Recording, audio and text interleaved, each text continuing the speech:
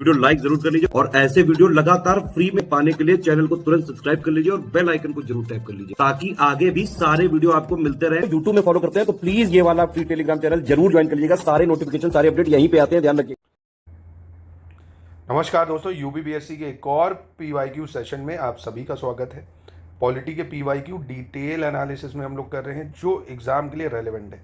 फिर से मैं आपसे बोल रहा हूँ, आप पॉलिटी के पूर्वावलोकन या दुनिया भर की जो बुक्स आती हैं जो 800 पेजेस की, उनसे बचिए। जो ज़रूरी है भाई पीवाईक्यू, जो सिर्फ यूपीपीएससी एग्जाम में पूछे गए हैं और जो लेटेस्ट एंड पैटर्न के हैं उनको आपको पढ़ना है ना। आप उसमें इररिलेवेंट भी है, छत्तीसगढ़ पीसीएस के भी है, यूके पीसीएस के भी है, एमपी पीसीएस के भी है, यूपीएससी के भी हैं, जो ज़रूरत नहीं है ना। जो यूपीपीएससी की एग्ज़ाम पैटर्न है उस पर आपको स्टिक रहना है, ठीक है। उस को देखना और साथ में सिलेबस को कवर करने पे फोकस करना है। जितने सिलेबस के पॉइंट है कम से कम 2 से 3 बार आप कोशिश करिए सिलेबस का पूरा रिवीजन हो जाए। फिर यूपीपीएससी के पीवाईक्यू की प्रैक्टिस मॉक के तौर पे कर लीजिए, फिर अपना टेस्ट सीरीज लगा दीजिए, है ना। उतने समय में आप बुक्स पढ़ेंगे उतने में आप पूरा रिवीजन सिलेबस का कर लेंगे, बाकी आपकी चॉइस है। सबसे पहला प्रश्न आपके सामने है, संविधान सभा की प्रथम बैठक की जो अध्यक्षता है वो किसने की थी। कह रहा है who chair the first meeting of constituent assembly. Rajendra Prasad, Bhimrao Ambedkar, Sachchidananda Sinha या मौलाना अबुल कलाम आज़ाद। अब देखिए इस तरह के प्रश्न तो अब पूछने से रहा पीएससी पीवाईक्यू वगैरह में। अब ये देखिए पुराने हैं, है ना। अब आप अगर 2018 से 25 के पीवाईक्यू देखेंगे उनका लेवल अलग है ना। तो यही इसीलिए मैं आपको बता रहा हूँ। चलो, तो ये तो फर्स्ट मीटिंग जो प्रिसाइड करी थी, टेम्परेरी प्रेसिडेंट कौन थे भाई, सच्चिदानंद सिन्हा, इसलिए इन्होंने करी थी भाई। परमानेंट प्रेसिडेंट थे राजेंद्र प्रसाद, टेम्परेरी थे कौन, सच्चिदानंद सिन्हा। तो यानी आंसर सच्चिदानंद सिन्हा हो जाएगा क्योंकि पहली बैठक की अध्यक्षता उन्होंने ही करी थी। फिर कह रहा भारतीय संविधान सभा के उद्घाटन अधिवेशन की अध्यक्षता की गई थी। First day session of India constitution assembly was chaired by. Again देखिए वही सवाल घुमा के आया, चाहे पहला कह लो और इसमें क्या पूछा गया है, फर्स्ट मीटिंग कह लो, बात तो एक ही हो गई, सच्चिदानंद सिन्हा हो गया, है ना। फिर कह रहा constitution assembly of India was establish, कब बनी थी भाई भारतीय संविधान सभा, 10 जून, 9 दिसंबर 1946, 26 नवंबर 1949 या 26 नवंबर 1949। तो कॉन्स्टिट्यूशन असेंबली की स्थापना कब हुई थी भाई, तो 9 दिसंबर 1946। फर्स्ट मीटिंग जो है यही है जो हुई थी 9 दिसंबर 1946 को, ठीक है। और 26 नवंबर 1949 इस दिन तो हमने संविधान को एक्सेप्ट कर लिया भाई, है ना। और 26 जनवरी 1950 इस दिन से संविधान लागू हो गया। चलो अगला देख लेते हैं, when was the constitution assembly establish. संविधान सभा कब बनी, तो अभी बनाई था 9 दिसंबर 1946 को बनी। कब बनी, 9 दिसंबर 1946 को बन गई। फिर कह रहे हैं when was the first session of constitution assembly. फिर से देखिए उसी तरह का सवाल, तो सवाल रिपीट हो जाते हैं, तो फिर वही हो गया 9 दिसंबर 1946। When did the Indian constitution assembly meet for the first time, again वही हो गया। तो जब पीवाईक्यू की आप प्रैक्टिस करोगे तो आपको क्या होगा, रिपीट होंगे क्वेश्चन, जो चीज़ें याद हो जाएंगी जब एक ही चीज़ को आप बार बार रिवाइज रिकॉल कर पाओगे, है ना। चलो अगला है, the resolution for giving a constitution to India was adopted by. यानी भारत को एक संविधान देने का प्रस्ताव संविधान सभा द्वारा पारित कब किया गया था भाई, संविधान सभा द्वारा पारित किया गया था कब। तो देखो नेहरू जी ने ऑब्जेक्टिव रेजोल्यूशन या उद्देश्य प्रस्ताव 13 दिसंबर 1946 को पास किया, है ना, ऑब्जेक्टिव रेजोल्यूशन को। अब वो एक्सेप्ट कब हो गया, वो एक्सेप्ट करा संविधान सभा ने 22 जनवरी 1947 को, है ना। अब इसमें ये नेहरू जी ने बोला कि भारत का संविधान कैसा होना चाहिए, ऐसा होना चाहिए, उन्होंने बताया भाई जैसा प्रियम्बल है उसी तरह का कुछ था, ठीक है। तो सब ने फिर उसको पढ़ा, रीड करा, उन्होंने कहा हाँ ठीक है ये सही है, तो फिर सब ने उसको स्वीकार कर लिया 22 जनवरी 1947। ये डेट्स आपको याद रखनी है, ठीक है। 22 जनवरी 1947, 13 दिसंबर 1946, पहली मीटिंग कब हुई, 9 दिसंबर 1946, है ना। चलो फिर कह रहा है who was the following presented objective resolution. तो उद्देश्य प्रस्ताव किसने पारित किया, अभी मैंने आपको ऊपर बताया ना, पंडित नेहरू जी ने। कब करा था भाई, 13 दिसंबर 1946 को, है ना। ये डेट आपको याद रखनी है। वो स्वीकार कब हो गया भाई, कब एक्सेप्ट कर लिया गया, 22 जनवरी 1947 को, ठीक है। चलो अब इस तरह के प्रश्न अब पूछे जाते हैं भाई। देखो कह रहा है in relation to formation of constitution of India which of the following sentence is correct. यानी भारतीय संविधान के निर्माण से संबंधित कौन सा कथन सही है।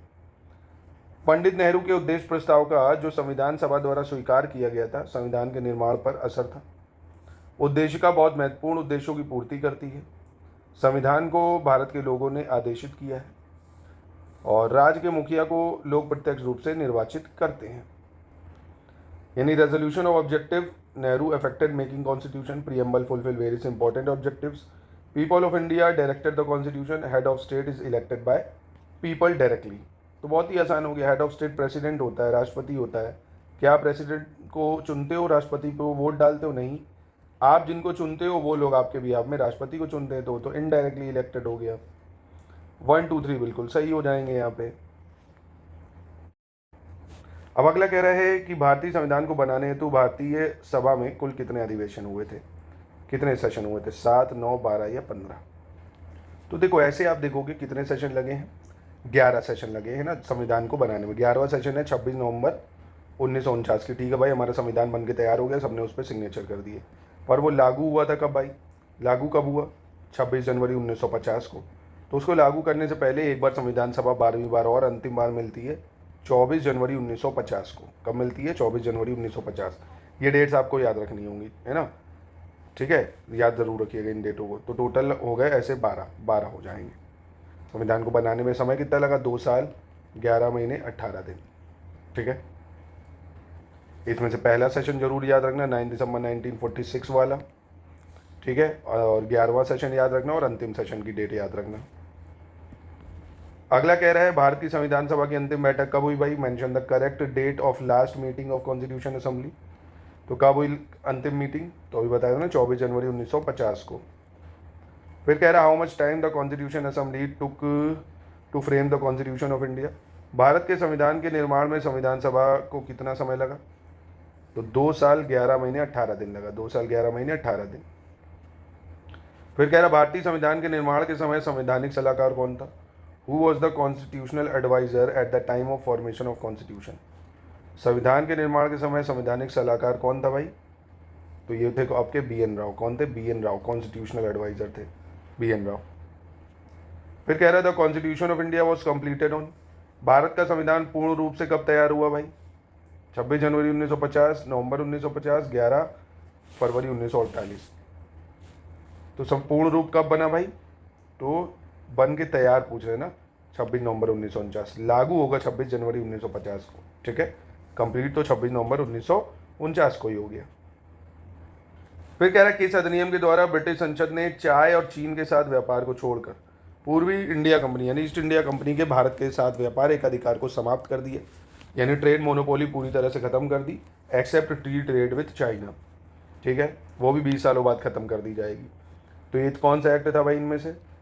तो ये था चार्टर एक्ट 1813। Charter act 1813। ठीक है, फिर 20 साल बाद क्या होगा? 20 साल बाद टी ट्रेड विथ चाइना वो भी खत्म हो जाएगा 1833 के चार्टर में।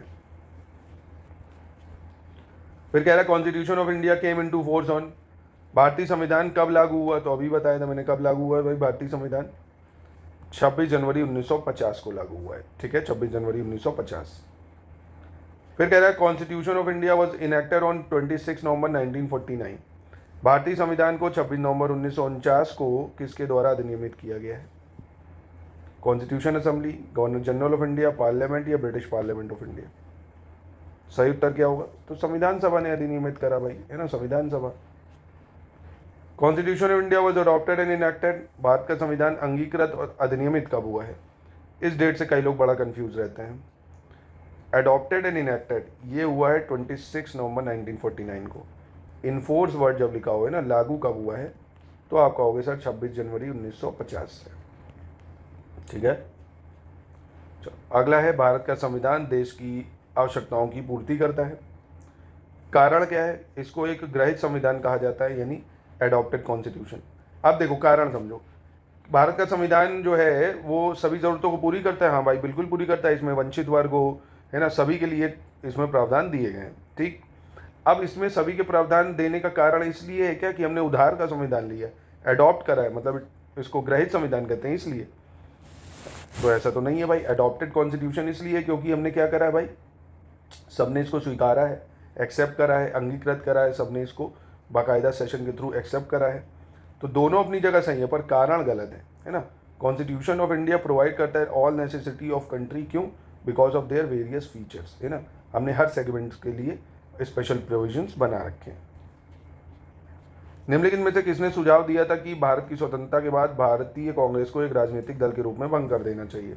तो ये तो मुझे लगता है सभी को पता होगा भाई, कि महात्मा गांधी ने बोला था कि इसको बैन कर दो, है ना, इसको बैन कर दो। फिर अपनी राष्ट्रवादी प्रतिक्रिया में भारतीय संविधान के निर्माताओं ने अल्पसंख्यकों के हितों तथा भावनाओं के महत्व को कम करके यहाँ का है, यह कथन किसका है? In their nationalist reaction, the founding father of Indian Constitution tended to minimize the importance of minority interest and emotions. अब ये अंग्रेजों का काम था, जाते जाते भी भाई हिंदू मुस्लिम की जो है फूट डाल गए लोग कि भाई हम तो जा रहे हैं, तुम लोग लड़ो मरो, जो आज भी वो जहर बोया हुआ है ये इन्हीं का बोया हुआ था भाई। भाई जब अलग अलग पाकिस्तान इंडिया की डिमांड हो गई और सारी चीज़ें मिल भी रही थी, तो इन लोगों ने और बीच में फूट डाली। ये एवॉर जेनिंग का कथन था। किसका था? एवॉर जेनिंग। और एवॉर जेनिंग ने भारतीय संविधान को क्या कहा था? वकीलों का स्वर्ग, वकीलों का स्वर्ग या लॉयर पैराडाइज, लॉयर्स पैराडाइज। क्योंकि इसमें भाई आप चाहे नेहरू जी को देखें, राजेंद्र प्रसाद जी को देखें, सभी वकील ही थे, है ना।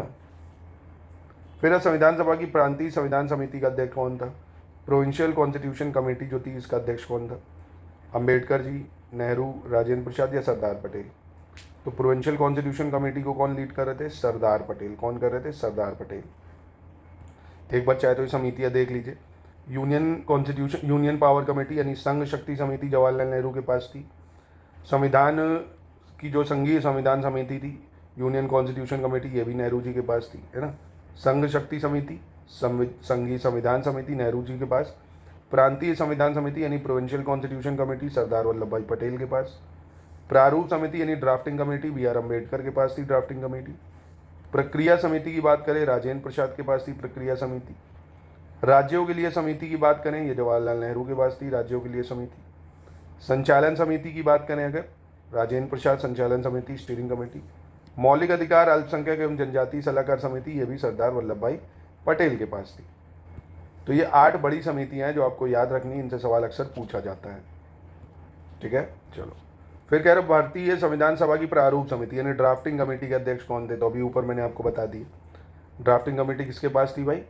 Doctor B R Ambedkar ji के पास। फिर कह रहा है निम्नलिखित में से कौन संविधान प्रारूप समिति के सदस्य थे? माफ कीजिए। Who among the following were the member of drafting committee of constitution? ये काफी महत्वपूर्ण है। एन गोपालास्वामी, जवाहरलाल नेहरू, अल्लादी कृष्ण स्वामी अय्यर, सरदार पटेल। तो देखो जवाहरलाल नेहरू, पटेल जी, ये नहीं थे। 1 और 3 सही है।